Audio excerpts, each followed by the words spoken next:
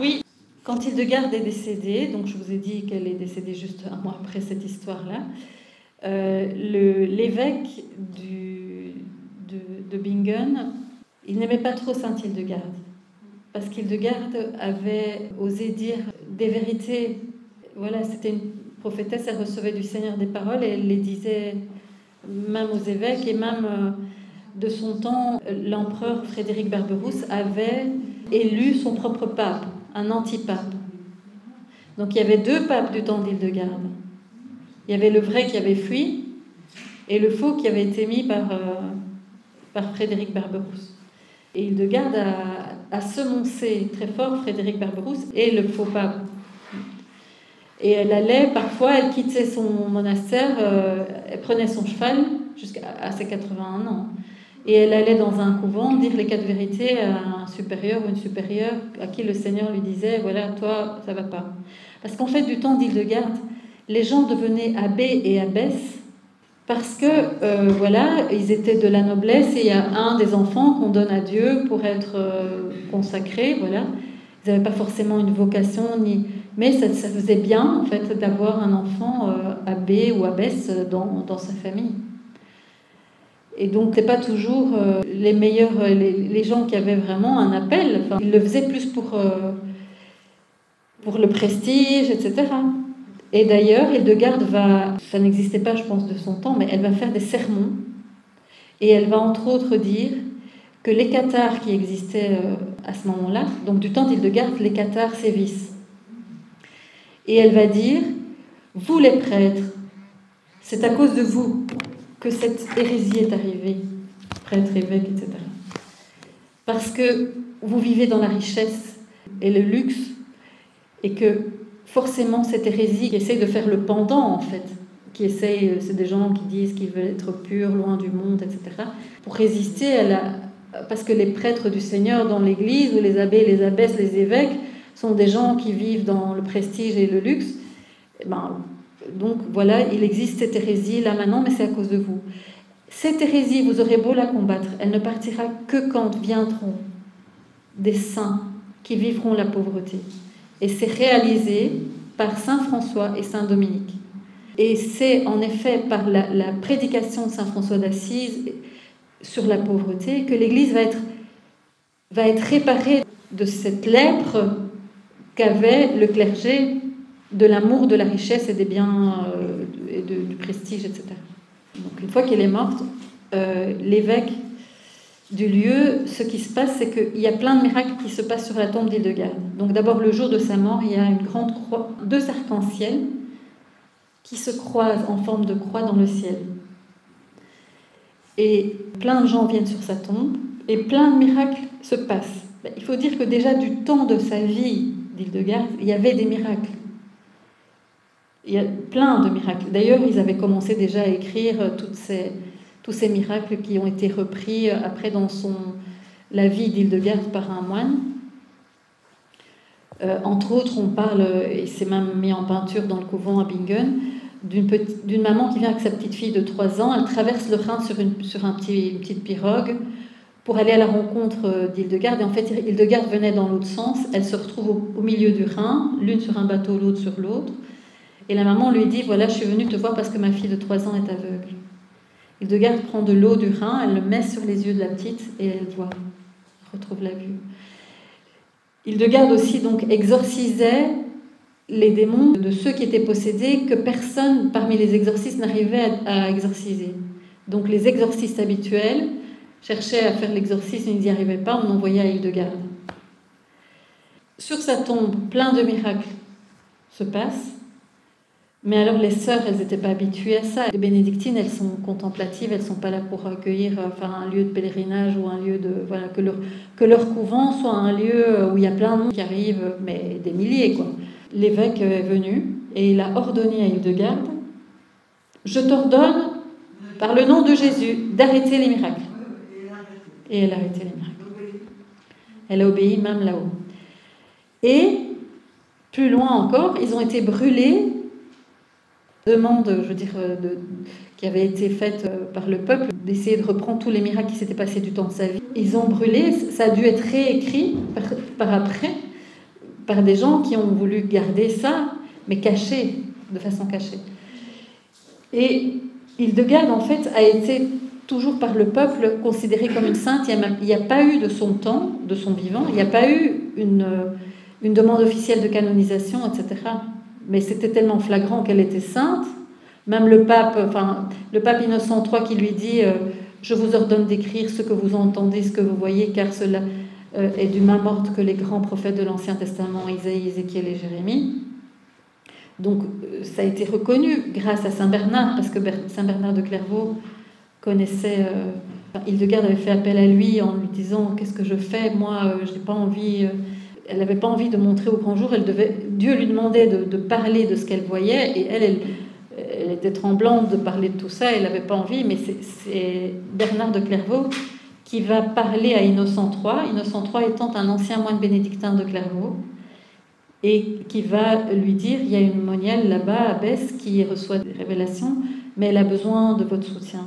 Ça va mettre, je crois, 5 ans environ, et le pape va venir à Cologne et va convoquer tous les évêques de toute l'Europe, et devant eux tous, il fait venir Hildegarde et il lui dit, je vous ordonne d'écrire ce que vous voyez, ce que vous entendez. Elle va avoir, c'est rare pour une mystique, de son vivant, l'approbation du pape. Et elle va avoir donc plein de gens qui viennent de partout la visiter. Et ça, c'est la deuxième partie de sa vie, à partir de ses 50 ans jusqu'à ses 80 ans.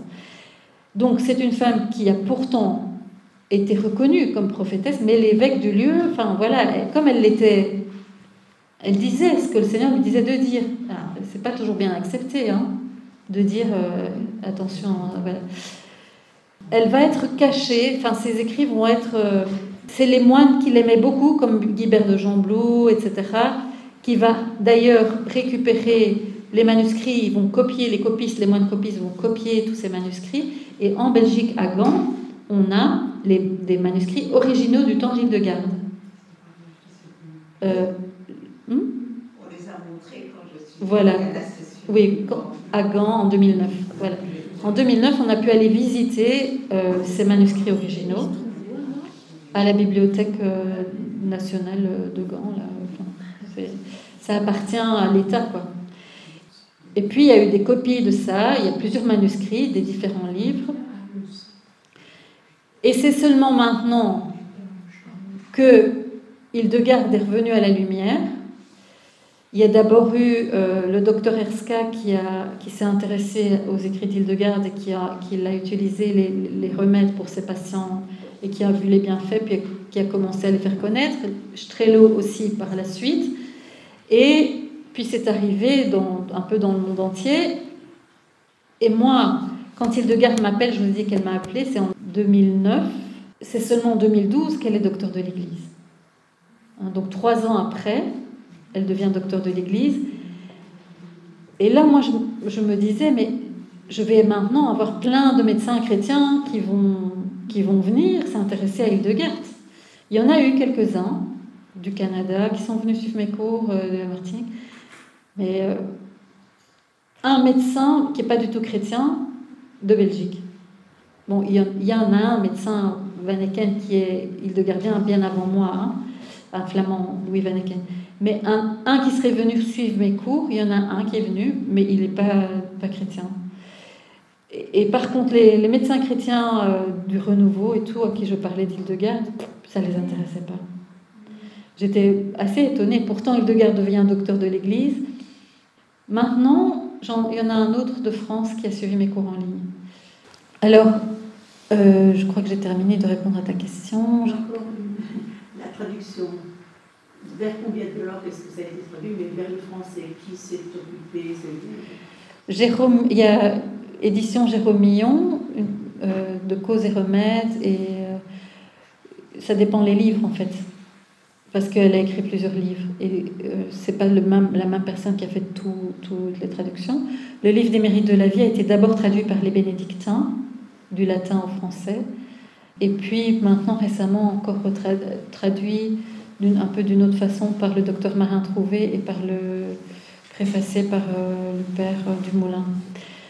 Bon, il y a eu traduction en français, en allemand, en espagnol maintenant, en anglais, en néerlandais récemment par le Dr Van Eken et son équipe. Donc Van Eken, Dr Gillis et Dr Van Eken ont fait un groupe de travail avec le mari du Dr Gillis qui est un botaniste. Oui.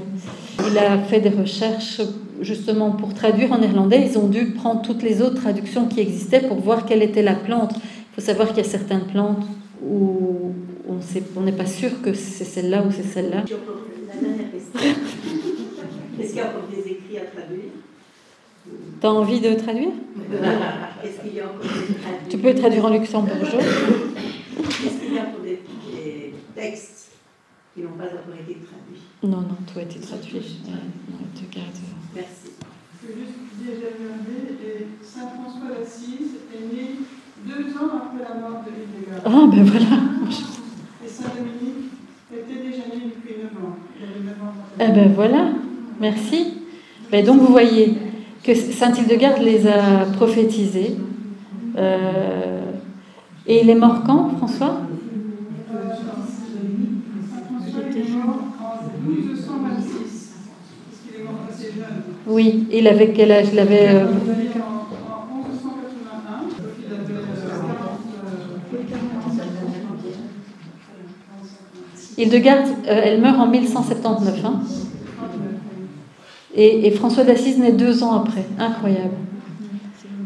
Et Dominique était né... Il est né en 1170 et il est mort en 1228. D'accord. Il était aussi mort jeune, lui. 40 ans. 50 ans.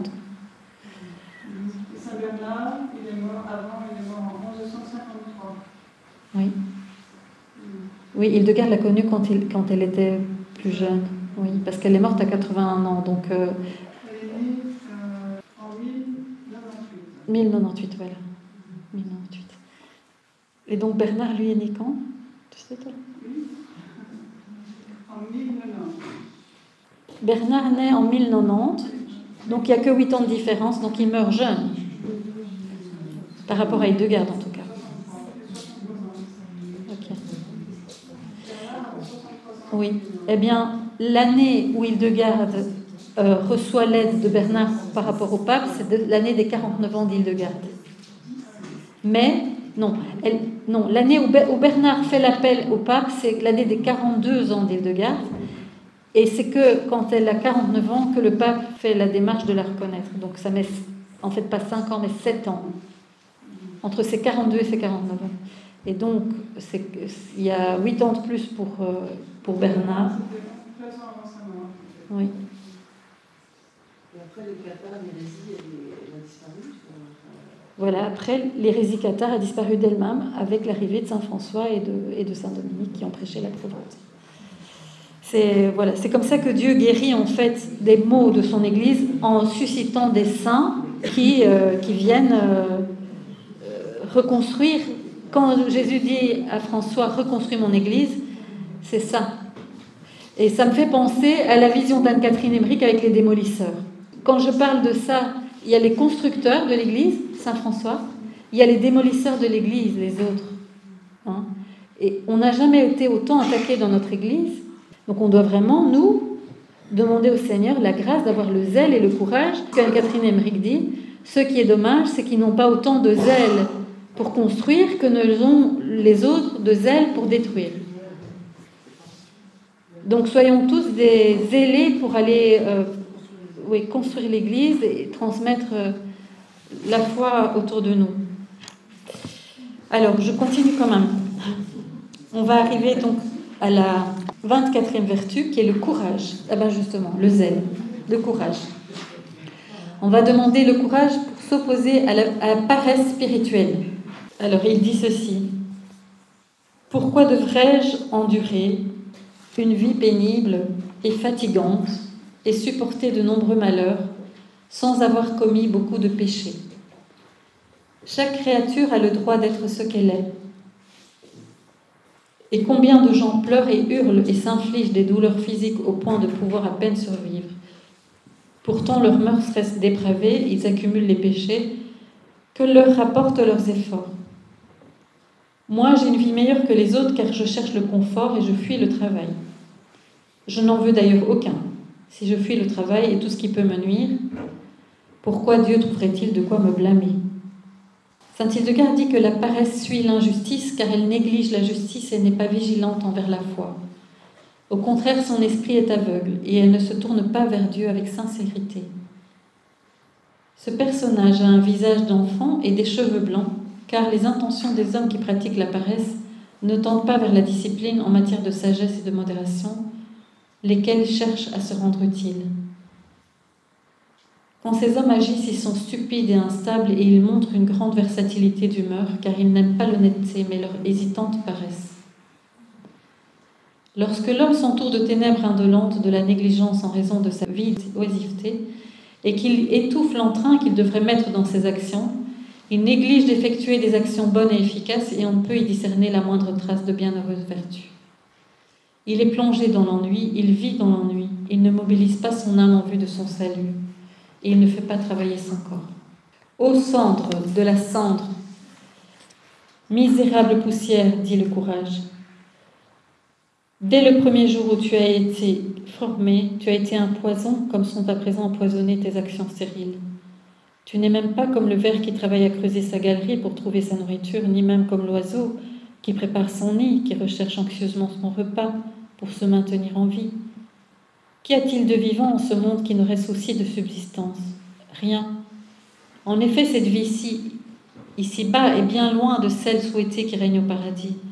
Mais toi, misérable dénué de la sagesse de Dieu et dépouillé de sa miséricorde, tu voudrais recevoir ce que personne ne pourra te donner, car tu voudrais prendre sans faire d'effort ce que tu peux obtenir dans ta torpeur paresseuse.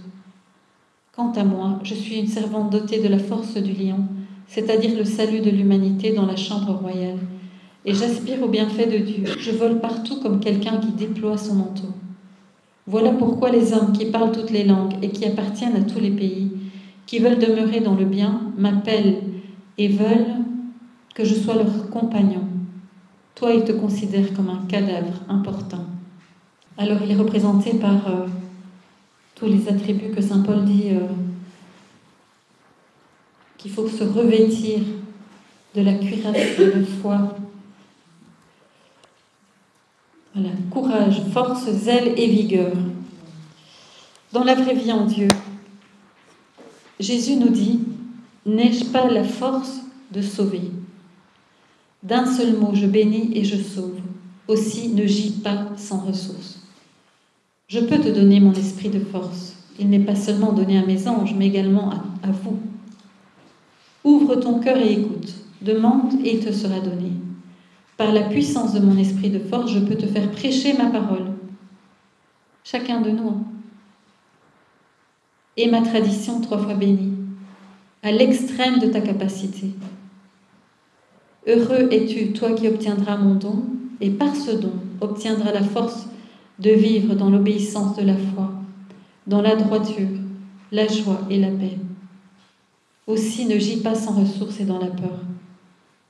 Je te le dis, n'aie pas peur des railleries des hommes, ni ne sois consterné par leurs insultes, car les mythes les mangeront comme des vêtements, puisque depuis le commencement, ils ont été en communion avec le malin. C'est moi qui serai ta force, et tu ne marcheras plus seul. Moi et toi. Toi et moi. Nous porterons ensemble les croix qui te sont données pour ta sanctification. Mon esprit de force peut te revêtir de ma force pour porter témoignage sur la vérité, l'alpha et l'oméga, avec zèle et courage. Mon esprit de force peut t'aider à surmonter tous les obstacles qui surviennent sur ton chemin et qui t'empêchent de m'atteindre.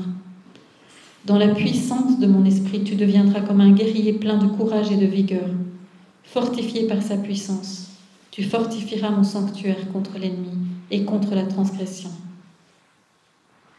Comme le soleil, tu brilleras en notre présence 3 fois sainte. Comme un feu, tes paroles flamberont comme une torche. Comme une épée qui coupe et transperce, tes prophéties frapperont, abattant les royaumes du monde jusqu'à leur destruction. Dans la puissance de mon esprit, tu obtiendras l'inaccessible, tu atteindras l'inatteignable. Chacun de tes accomplissements montrera notre magnificence dans notre gloire trinitaire. Alors ce chant-ci qui vient ici, c'est un chant d'Exo, je ne sais pas si vous connaissez, c'est un groupe évangélique. Et dans les paroles, il y a « Je suivrai sans rien qui ne m'éloignera de lui, quoi, sans jamais m'éloigner de ses pas. »